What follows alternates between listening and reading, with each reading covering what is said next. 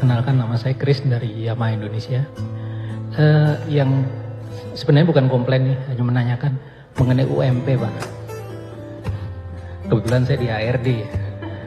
Kami punya karyawan 11.000 lebih dengan 2 pabrik juga di Kerawang.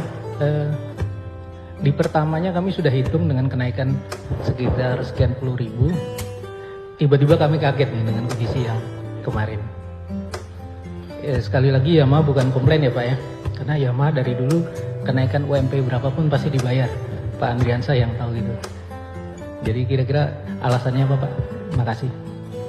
Kenaikan UMP di Jakarta sejak tahun 2016 itu naiknya 14,8%, 2017 8,3%, 2018 8,7%, 2019 8,0%, 2020 8,5%. Lalu terjadilah kontraksi perekonomian kemarin. Pertumbuhan kita turun, inflasi kita turun. Apa yang terjadi? UMP kita naiknya 3,3%. Bagaimana kebijakan DKI? DKI sama kebijakannya. Kami selalu melaksanakan ada yang di PP selama ini, dengan kekurangannya kami tambahi lewat Kartu Pekerja Jakarta. Lah, formula PP-nya berubah, Pak.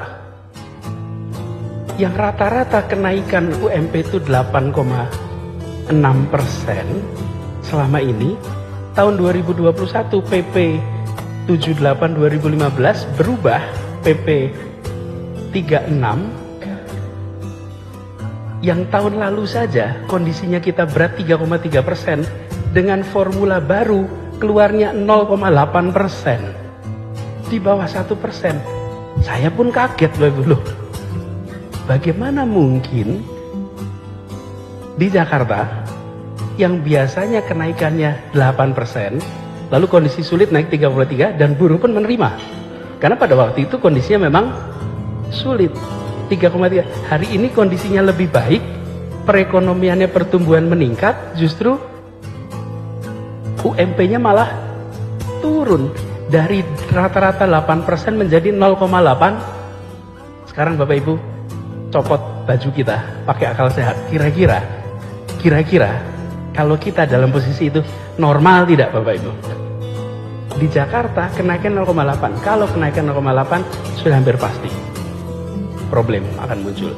Kita 1,5 tahun ini mencoba menyelamatkan stabilitas sosial di Jakarta. Tadi saya ceritakan tuh, supaya Jakarta anteng, tenang, semua orang cukup.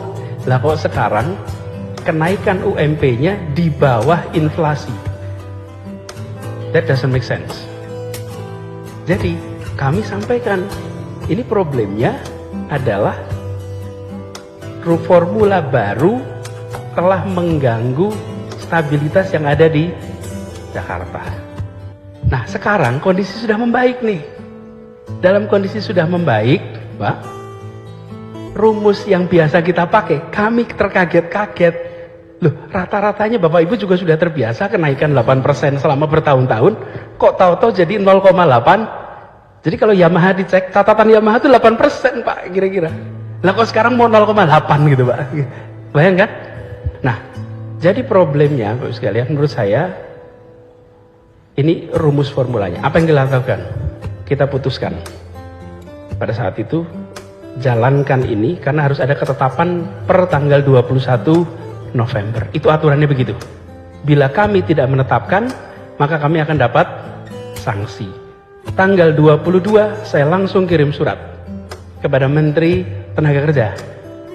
Saya sampaikan ini tidak masuk pada prinsip keadilan, dan kalau kita lihat proyeksi perekonomian ini nggak nyambung. Jadi Pak, 21 kita keluarkan, 22 kami kirim surat. Tidak ada balasan terus.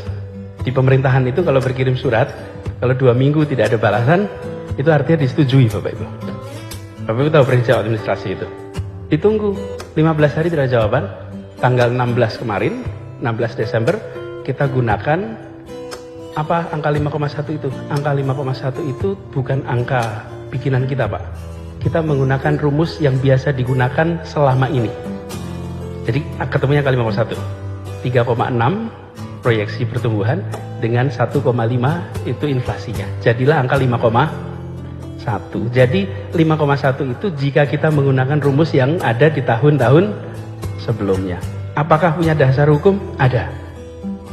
Dasar hukumnya DKI Jakarta memiliki kekhususan diatur dalam Undang-Undang Nomor 29 Tahun 2007 yang memberikan kewenangan pada Pemprov DKI untuk mengatur bidang perindustrian, perdagangan, perekonomian. Jadi kita punya dasar hukumnya untuk melakukan itu.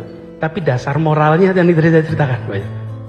Dasar moralnya itu. Nah, kami ingin Bapak Ibu sekalian, demand ini juga bergerak. Tapi itu penjelasan ekonomi, Pak Ibu. Penjelasan ekonominya adalah kita ingin kick in juga supaya demand bergerak.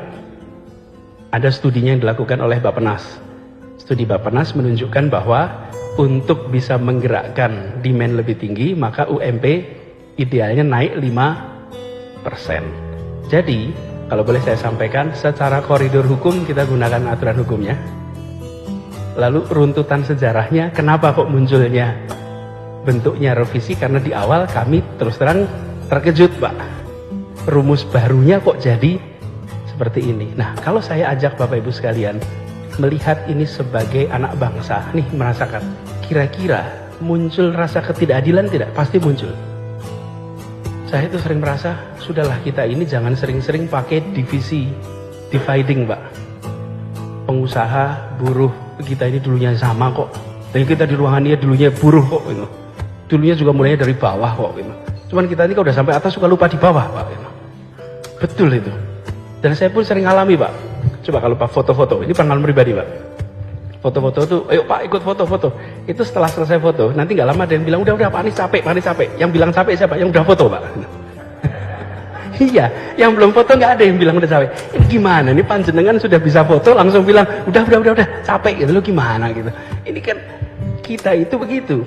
Dulu kita hidup sulit, kita jalani. Begitu kita udah naik, lupa sama yang di belakang. Nah, kami di Jakarta ingin yang besar tambah besar, tapi yang kecil tolong tambah besar juga.